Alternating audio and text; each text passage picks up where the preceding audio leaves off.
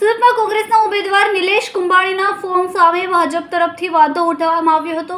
નિલેશ કુંભાણીના ટેકેદારો પૈકી 3 ટેકેદારોએ એફિડેવિટ કરીને કહ્યું કે અમારી સિગ્નેચર નથી। આમાં ભાજપ ઉમેદવારના ચૂંટણી એજન્ટ દિનેશ જોધાણીએ વાંધો ઉઠાવ્યો। આથી નિલેશ કુંભાણીના ફોર્મ સાથે પ્રશ્નાર્થ ઉઠ્યો હતો કે શું આ ફોર્મ રદ થશે।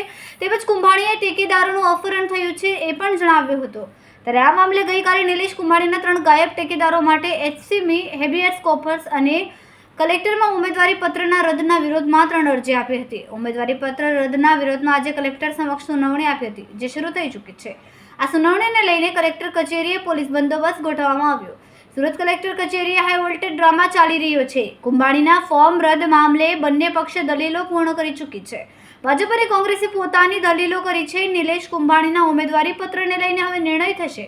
કોંગ્રેસની અરજી હતી કે ઉલટ તપાસ કરો, પણ ટેકેદારો જ ન આવ્યા હોવાથી તપાસ થઈ શકી ન હતી। હજી સુધી કોઈ ટેકેદાર હાજર થયા નથી। હવે 11 વાગ્યાથી રાહ જોવાશે। કોંગ્રેસના ઉમેદવાર નિલેશ કુંભાણી એડવોકેટની ટીમ સાથે કલેક્ટર કચેરીએ પહોંચ્યા હતા। તેમનું કહેવું હતું કે ટેકેદાર આવી જશે। કલેક્ટર કચેરીમાં ધક્કામુક્કીના દ્રશ્યો સર્જાયા હતા। જો કે એક ટેકેદારે રમેશ કોલરા હાજર થઈ ગયો હોવાની માહિતી મળી હતી। બંને પક્ષના વકીલો પણ કલેક્ટર કચેરી ખાતે પહોંચ્યા હતા।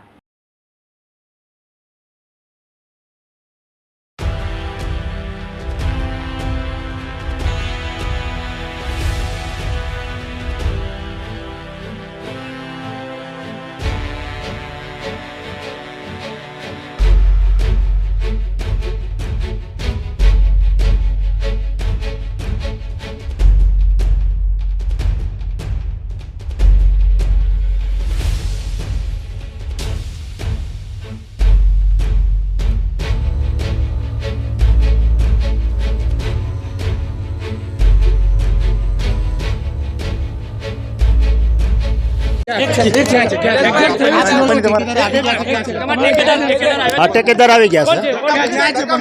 રમેશભાઈ સારોડિયા એની રીતે પહોંચી ગયા છે ઉપર। રમેશભાઈ સારોડિયા પહોંચી ગયા છે ટેકેદાર। હા, અંદર આવી ગયા છે। અંદર આવી ગયા છે, એનો ફોન આવી ગયો।